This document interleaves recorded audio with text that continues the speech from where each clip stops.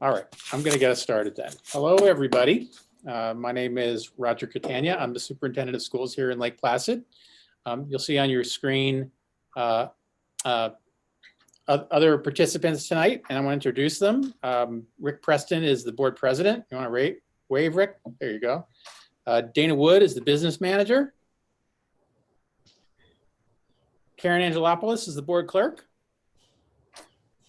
Joan Valentine. Joan, you want to wave? Who's a board member? Dan Marvin, also board member. And Colleen Locke is a board member. Thanks for being here, everybody. Our reason for being here tonight is this is our budget hearing for the year. It's in anticipation of the election, which is an absentee ballot election with absentee ballots due on June 9th. So I wanted to mention just a couple of things.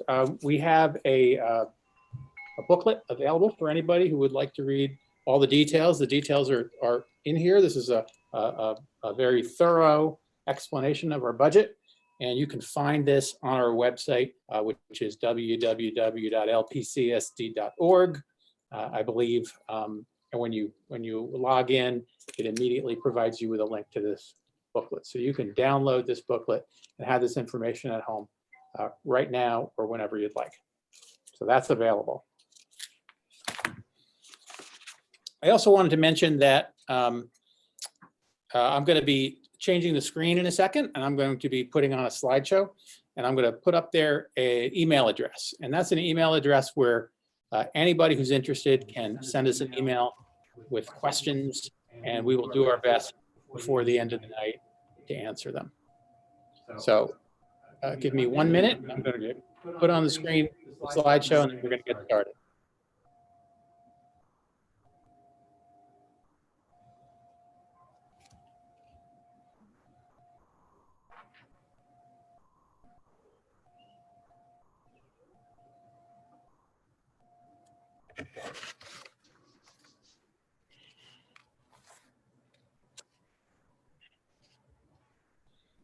All right, we're going to get started. So first, if you want to ask us a question, as I said before, please email us at this email address.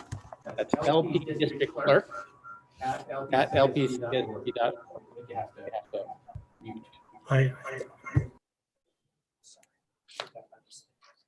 All right. And I'm going to hand this off to Rick, and Rick and I are going to go back and forth for a while. So I'll speak, and Rick will speak, and we'll go back and forth. So Rick. Good evening, everyone, and thanks for attending. This is I'm sorry, we're going to have to mute that when we can.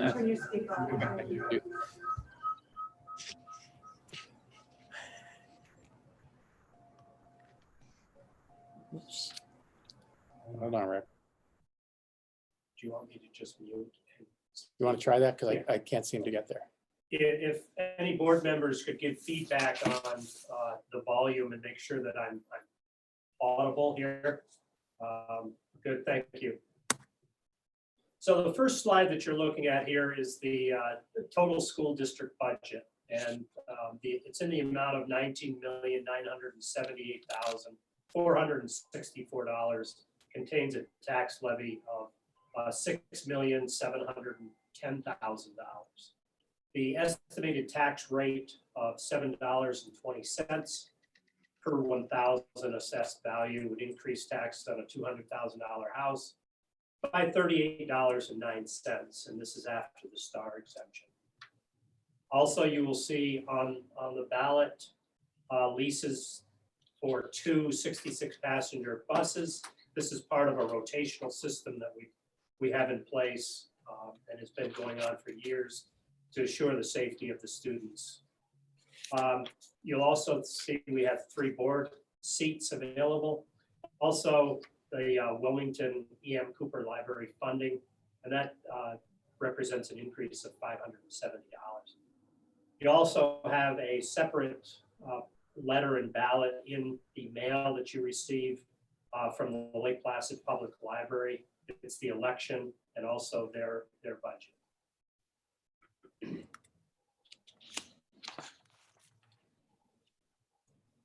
So because of the COVID-19 crisis and the statewide emergency, Governor Cuomo issued an executive order requiring all school districts to conduct their annual election on June 9th. Now that's 3 weeks later than planned or normal. And also it is ordered to be held by absentee ballot. All registered voters within the district will receive a ballot in the mail along with a postage paid return envelope. I received mine today, so they are out there. Please be sure you follow the instructions closely, mark your vote clearly, and most importantly, or more importantly, is sign the back of the envelope. All ballots must be received by 5 p.m. on Tuesday, June 9th. That's 2 weeks from today. So casting the ballot, counting the casted ballots will be by hand. Thanks to our individuals who will be counting that. It's very labor intensive. And therefore, we will not expect the official results to be completed for at least 24 hours.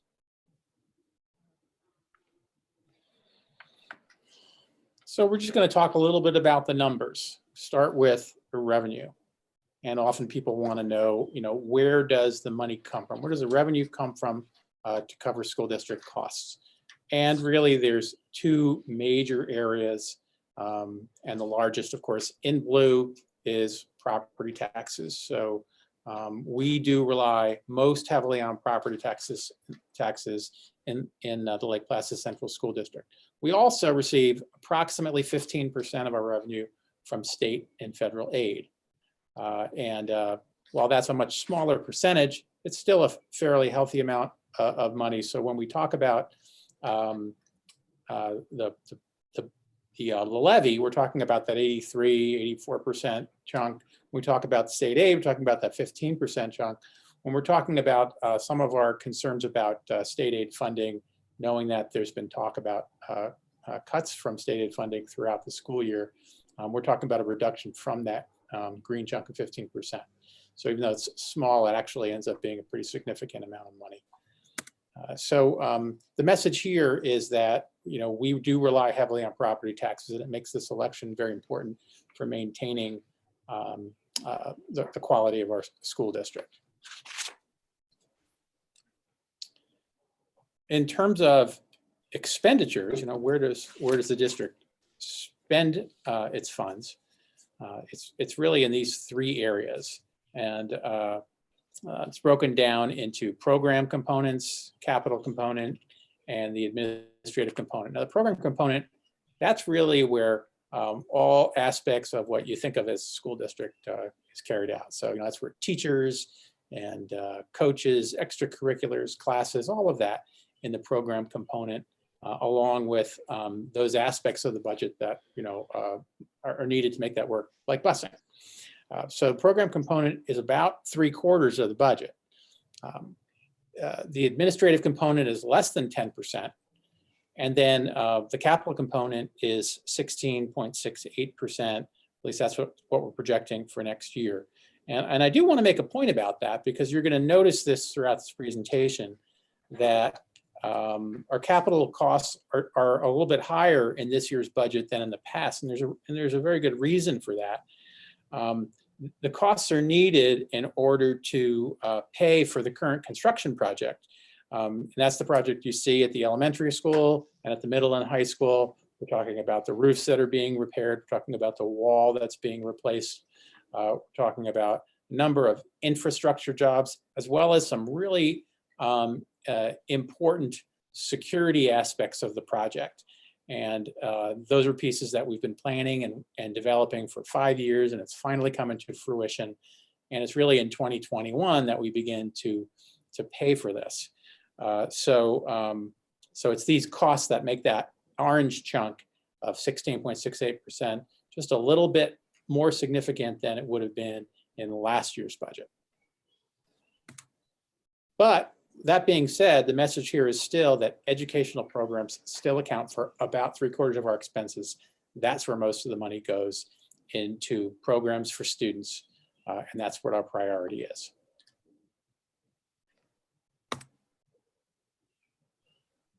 So this is a slide with some basic facts on it, the CPIU, growth factors, some formulas that this is in Dana's court as our finance guide, but these are key figures determining our proposed budget for the 2021 school year, included in BOCES, health insurance, contractual obligations such as salaries.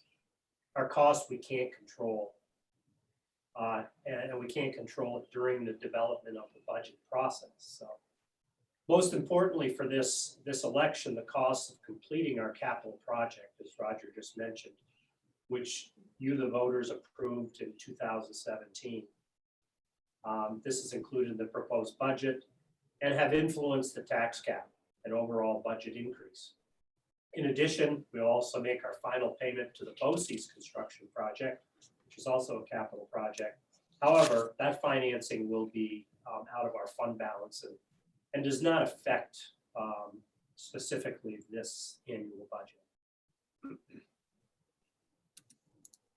So Rick mentioned the tax cap calculation and the capital project component of that. And so I'm just going to provide you some more details and point exactly to where where that happens in terms of calculating the tax cap. So our tax cap this year is 6.15%, and our levy is still significantly under that. So this series of calculations is to really help you see how that tax cap was calculated. It's first based on the rate of inflation, and you can see that in that top arrow. It says 1.0181. That's really 1.81%. So that 1.81% is really what is where the increase is on the tax cap. But we also have capital costs this year that are changing. And the state allows us to calculate capital costs, and that includes the construction project as well as our bus leases into our tax cap. In other words, the 1.81% increase is on a base amount where the capital costs are not considered.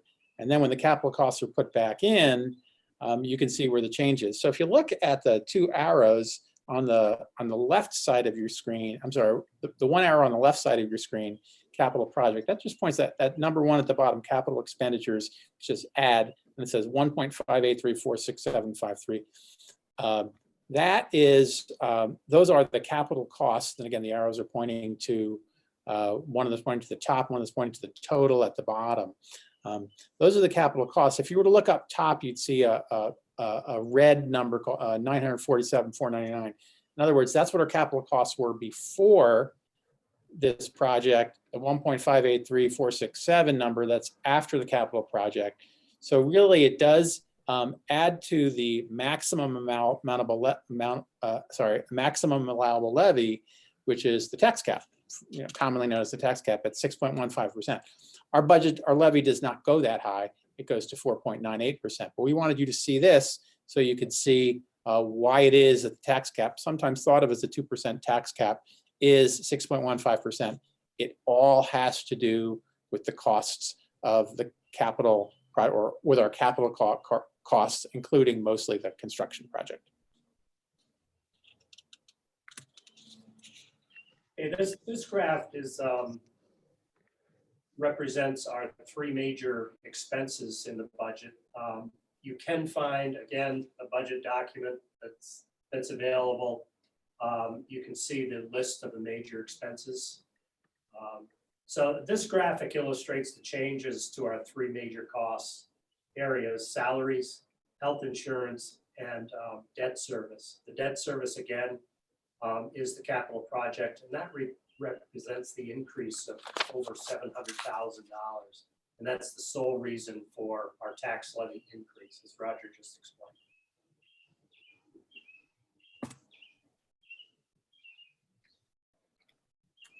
So as an overview, this is a status quo budget, with most expenses are held flat or represent a minimum increase. We maintain existing instruction and extracurricular programs, and we're also maintaining the present staffing. What is yet unknown are the adjustments or cuts we will be forced to make to potential state aid reductions. Governor Cuomo forecasts about 20% reduction in state aid. However, this is dependent upon the amount of federal assistance the states receive. Should these anticipated cuts become reality, we would be forced to make an additional $350,000 in cuts.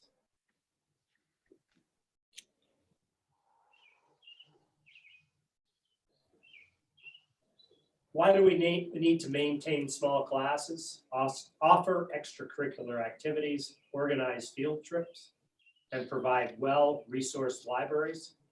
Well, because schools have changed. We want to engage students in an authentic experience of learning. They must analyze, problem solve, collaborate, and apply this knowledge. This requires prioritizing resources in each of these areas, class sizes and technology, to mention yet a few. In addition, this year we've been challenged with remote instruction, which requires additional devices, online access, and technical support, which results in additional expenses as well.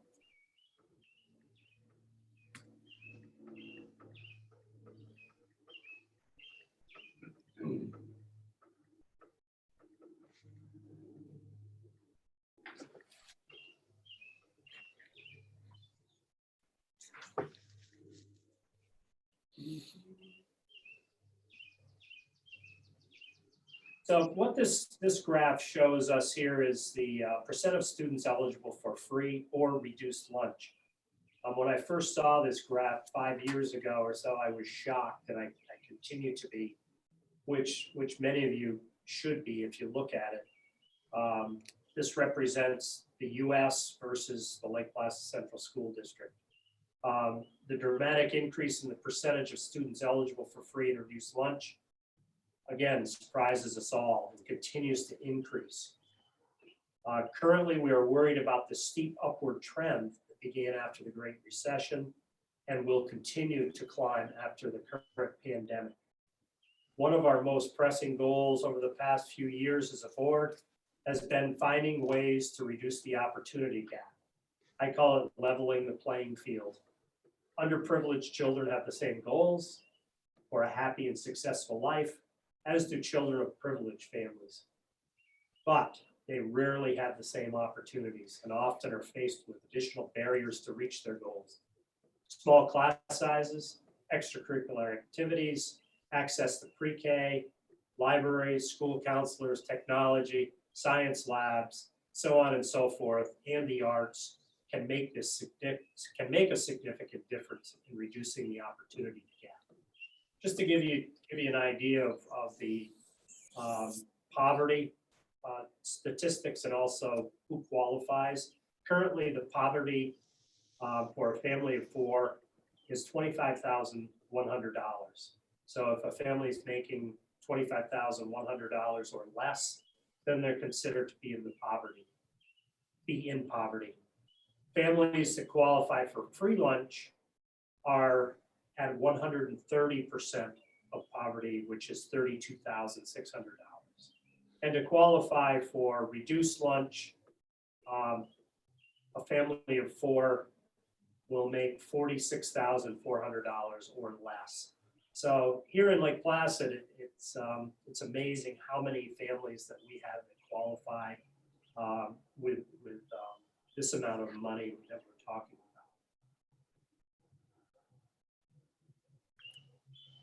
about. So given all those increasing needs, Rick mentioned that we are working very hard to level the playing field so that all of our students can have the kinds of opportunities they need to make the most of their lives, right? That's what we all want for them. And just to go a little further in terms of, what are some of the ways that we're doing that? So here's some specific ways, and Rick mentioned the UPK program. Our UPK program, which is a partnership with St. Agnes School, is free to everyone. It's a high quality program. It's all day. It's actually a pretty unique program throughout the state. And it is funded by a grant, which means that it is not coming out of our property taxes, or our state aid piece for that matter. So that has been a tremendous boost. That's we're in our 6th year with our UPK4 program, and we hope to see it going on in perpetuity. Rick mentioned small class sizes, part of the opportunity gaps. Students from poor working class backgrounds do better in small class sizes. Our backpack program, this is a volunteer, this is a donation-based program in which we provide food to children over the weekends. And since this pandemic began, this backpack program has grown from approximately 40 to approximately 200 students. So we are providing as much support as we can to our families, especially during this difficult time in terms of food. But other ways too, right? People are familiar with the college entrance exams, the PSAT and the SAT. We have been able to find ways to make both of those free for our high school juniors so that cost is not a factor. We've been providing field trips to our students, important, powerful, impactful field trips that our students can participate in. The District of Columbia trip, the Albany trip, the New York City trip last year for juniors. Students from entire grade levels have gone on these trips. Much of the cost of these trips is funded by private donations, which means, again, it's not coming out of our property tax or our state aid. We are working hard to make sure these field trips come in every year. And that Washington, D.C. trip you might be familiar with was from a large fund set aside by the Lucy family, and we're forever grateful for that program. Our students are going to Washington, D.C. every year, as far as I'm concerned, forever, thanks to that donation. But other aspects also, our special education program is an inclusive model. And what that means is that students who qualify for special education services are not isolated or segregated from the mainstream. They are included in general education classes. And that's a powerful way to address the opportunity gap. But it does require additional staffing. And so that means teachers and teaching assistants in order to make that happen. Our extracurricular activities, our sports programs, our theater, our music, our science programs, our science Olympiad, our robotics program, all of these bring opportunities to kids, all kids.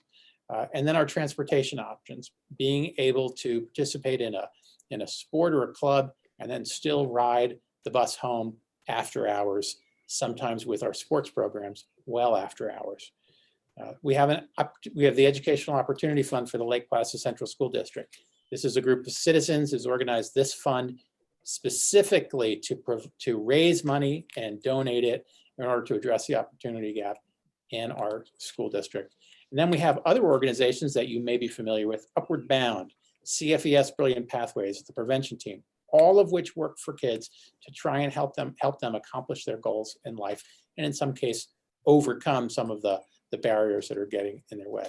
So as the box on the bottom of this slide says, although we seek grants and donations to fund these opportunities, there are some that require general fund expenditures. And so this budget does maintain these programs, and we do desperately want to continue to address the opportunity gap at the level that we are addressing it.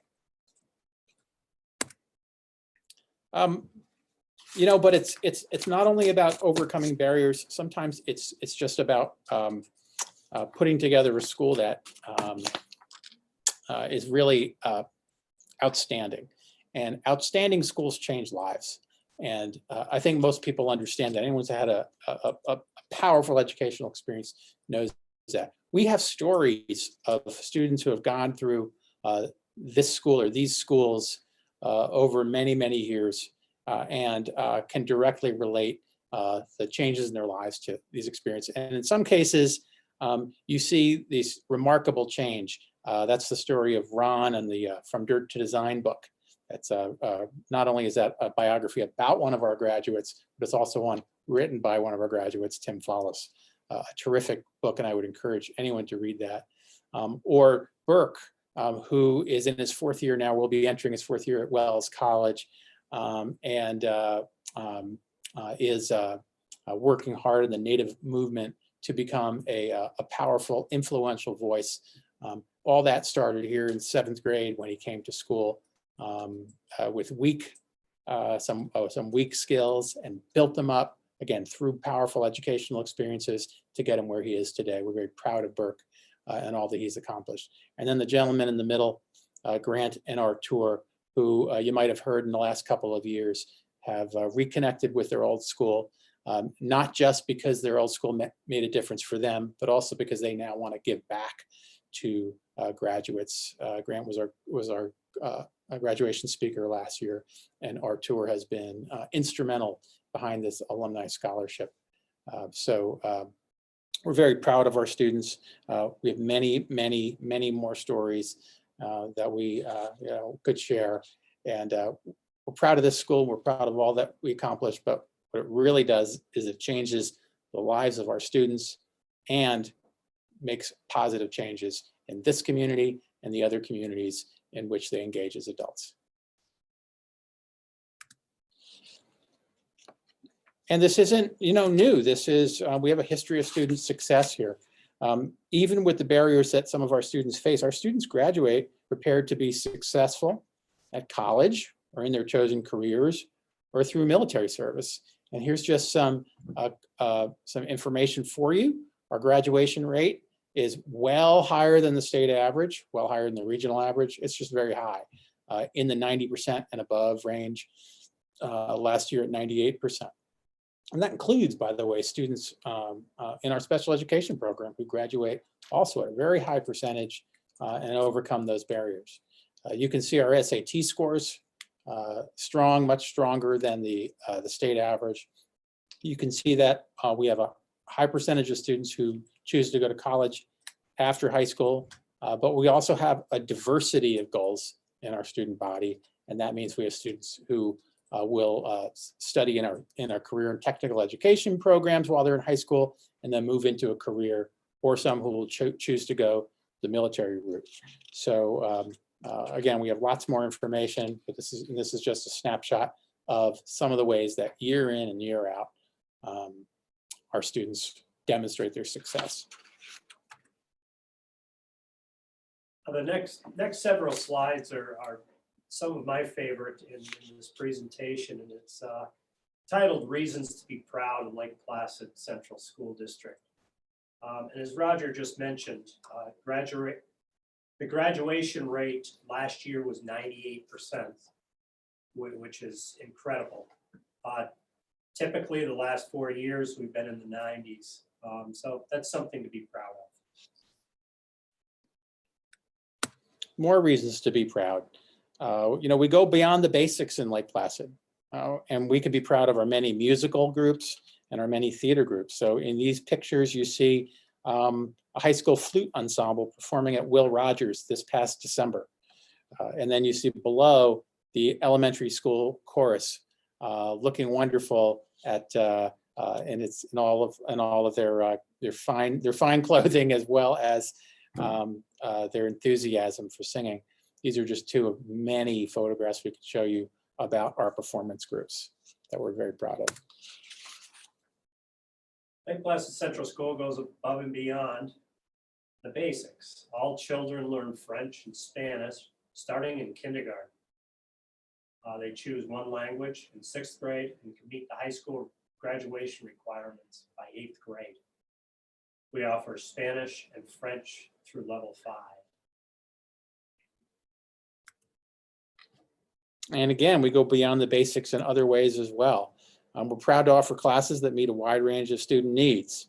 We offer AP classes in English literature, English composition, US history, biology, environmental science, calculus, and statistics. And then we have our career and technical education program. This photograph right here is one example. These are offered through our BOCES, and they include natural resources sciences, the photograph in the slide, building trades, culinary arts, cosmetology, health occupations, automotive technology, and then we have the New Visions Health and Careers, which is located at the hospital in Saranac Lake, and the New Visions coding program as well, where kids learn a some high-tech skills for coding. We also offer a number of college bridge classes through North Country Community College. So we're a small school, but our kids have a wealth of opportunities here. We can be proud of our 6-year partnership with St. Agnes School, where, as previously mentioned, we have a free, high-quality, universal pre-K program. And it's available for every child in the school district. It's a game changer for us. The program is grant funded, and again, does not rely upon property taxes. Photo on the left is from restaurant day, where the class simulated a restaurant. They made menus, brought in food from local restaurants, practiced dining etiquette, discussed nutrition, so on and so forth. Parent volunteers came in and played the wait staff, serving the students. And recently, we have reasons to be proud as well. And I'm talking about during this pandemic in which students have not been attending school on site, but receiving remote instruction at home. During this time, we've been providing breakfast and lunch and weekend groceries to almost 200 children in the district. Our staff members prepare and deliver meals door to door. Now, some of this is thanks to the lunch program that Rick was discussing before, the free reduced lunch program. And some of this is thanks to donations from our generous community, groceries, supermarket gift cards. These have all been purchased through donations and distributed directly to students and their families so that they're able to continue to eat and feed themselves and shop for groceries during this time when many are struggling.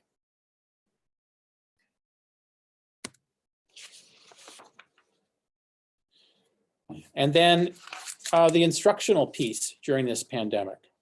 Right? So during the pandemic, our faculty continued and continues to this day to teach remotely and support student at-home learning. Every student needing a device has been provided with one, and online access has been made available through hotspot devices, some devices we call Kajits, or that's the brand name is Kajits. Remote instruction has required creativity, time, hard work, collaboration with families, in a way to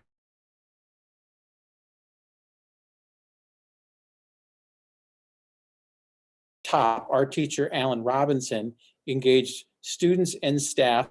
These were kids in his classes and others not in his classes, including, and I won't tell you which one of these is mine, members of the administration and the faculty.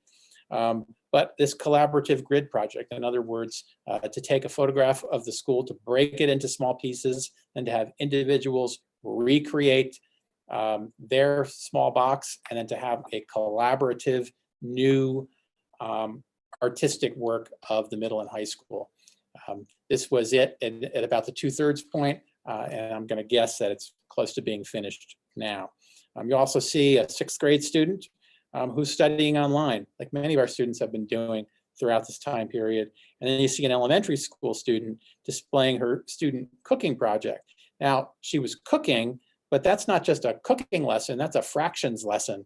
And so fractions were included as a part of this lesson as she's putting in the ingredients and developing the recipe. So we found ways to integrate children's home life experiences with the school skills that we're trying to build in as well. So that's really just a few examples of the many reasons that we're proud of our school district. So what else you'll see on the ballot? Well, the Board of Education has 3 vacancies, and all 3 that are running are incumbents, and they include Jeff Brownell, Joan Hallett Valentine, and Daniel Marvin. So please vote for them. And please remember to vote. If you have questions or need a ballot, didn't receive one in the mail, Karen Angelopoulos, her phone number is there. She loves to talk on the phone, so you can give her a call. And remember, the ballots are due by 5 p.m. Tuesday, June 9th. That's 2 weeks from today, as I said before. So that's the end of our presentation about the budget.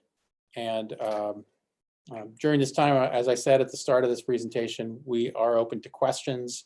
If you email us a question tonight, or if you already emailed this question, we'll do our best to answer that now. If not, we'll do our best to get back to you at a later date, because this presentation will be posted on the web, and people can watch it anytime in the next couple of weeks as they're preparing their absentee ballot. So I'm just going to check with our board clerk, Karen, and see if we've had any questions come in. No. Okay, so right now we don't have any questions, and that's fine. Hopefully that's a good sign. Hopefully we answered a lot of them in the presentation. But again, that email address is available. Karen will be monitoring that email address over the course of the next 2 weeks, and she'll be forwarding those on to me or to Rick or to Dana Wood or to any one of us who can respond to your questions. So I want to say thank you for paying attention. Thank you for tuning in. And just as this slide says, remember to vote. Thanks very much.